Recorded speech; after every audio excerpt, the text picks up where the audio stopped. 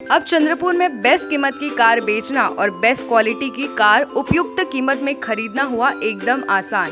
Maruti, Hyundai, Tata, Honda, Renault, Toyota, Ford, Jaguar, Audi, BMW या Mercedes, हर car की best deal के लिए एक ही विश्वसनीय नाम, बेस्ट कार डील। क्वालिटी और विश्वास का परखा हुआ नाम, best car deal, Nagpur road, Chandrapur. संपर्क करें मिस्टर उजैर खान 7276863203।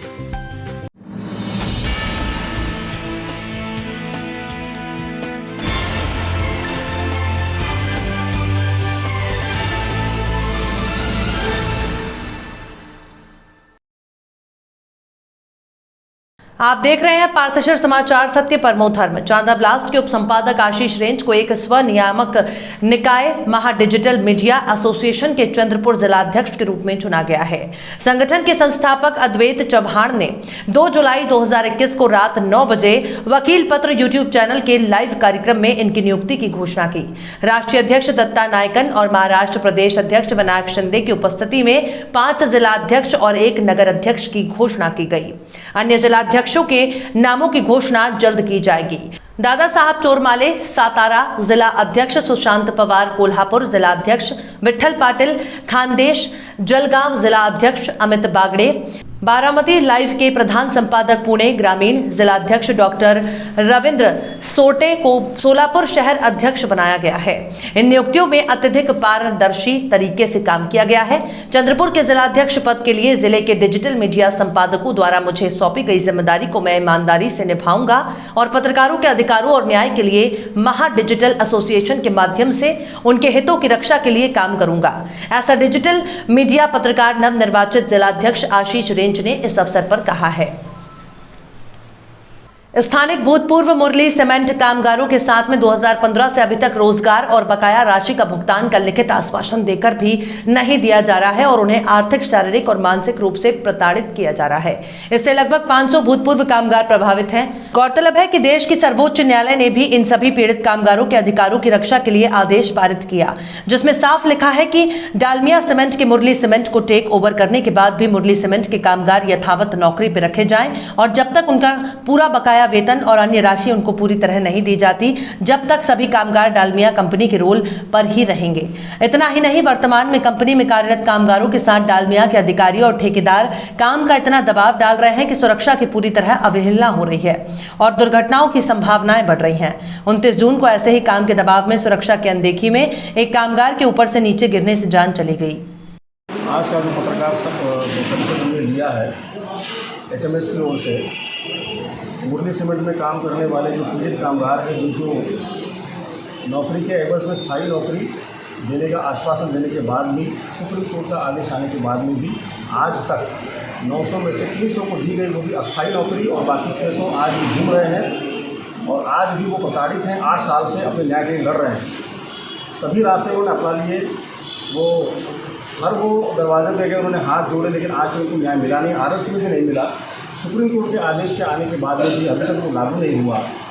इसीलिए ये पत्रकार परिषद हम लोग ले रहे हैं ताकि लोगों तक ये बात जाए, जागरूकता आए और हमारे जो पालक हैं उनसे हाथ जोड़ के निवेदन है कि इनके लिए सामूहिक रूप से हम लोग खड़े हो जाएं और इनको न्याय दिलाएं, जिम्मेदार एक पदाधिकारी या नागरिक होने के नाते। आपकी मांगे लोकतांत्रिक तरीके से, बहुत ही अहिंसावादी तरीके से ये अभी तो अपील कर रहे हैं, लेकिन आगे जाके अगर इनकी मांगें पूरी नहीं हुई तो ये आखिरी रास्ता इख्तियार करने वाले हैं, ये भूख हड़ताल करने वाले हैं परिवार और अपने बीवी बच्चों के साथ में। और इनका कहना है कि हम लोग वैसे ही मर रहे हैं तो एक बार अपनी लड़ाई लड़के मर जाएंगे, भूख हड़ताल करेंगे, आत्मदान कर लेंगे हम लोग। ये आखिरी रास्ता है।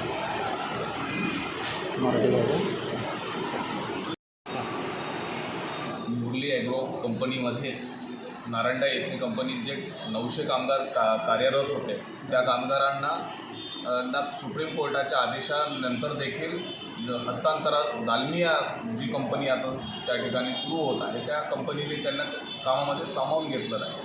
त्याच्यामुळे हा त्या 900पैकी जवळपास 600 कामगार अद्यापही कामापासून वंचित आहेत। त्यात भूमिधारक प्रकल्पग्रस्त झाले आणि हे मुरली ॲग्रोच्या कंपनीवर रोलवर असणारे परमनंट कामगार तर हा त्यांचाच संघर्ष आहे आणि त्यांच्या संघर्षामध्ये आम्ही एका युनियनच्या माध्यमातून आम्ही त्यांना पाठबळ देत आहोत. येणाऱ्या काळात त्या 600 कामगारांना दालमिया कंपनीमध्ये सामावून घेतलं पाहिजे.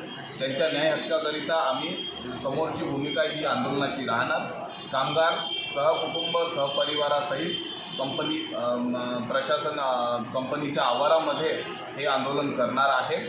आपल्या माध्यमातून सर्वांना यांच्यावर झालेला अन्याय कळावा म्हणून आजची ही पत्रकार परिषद. चंद्रपुर जिला परिषद के मुख्य कार्यकारी अधिकारी राहुल काडीले को हाल ही में भारतीय प्रशासनिक सेवा से स्थानांतरित किया गया है।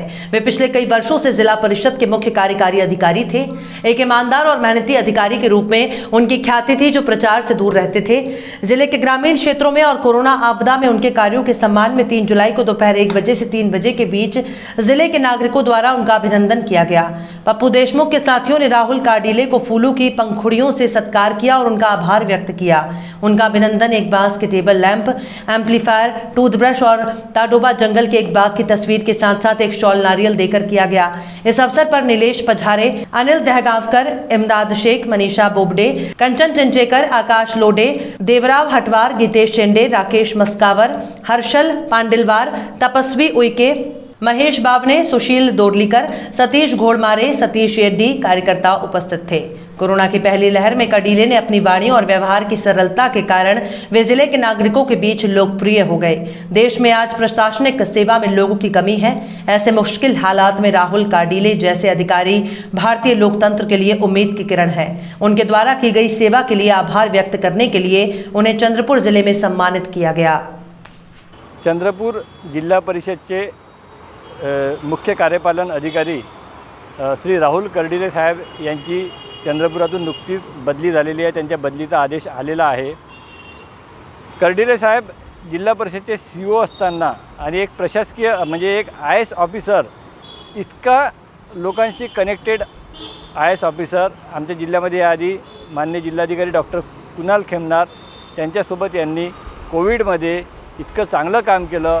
सर्वांचं एकत्रित टीम तयार करून त्या टीमला कोऑर्डिनेट करून आणि एक दिशा दाखवून काम केल्यामुळे कोविडमध्ये चंद्रपूर जिल्ह्यातील अनेक लोकांना, अनेक रुग्णांना मदत होऊ शकली।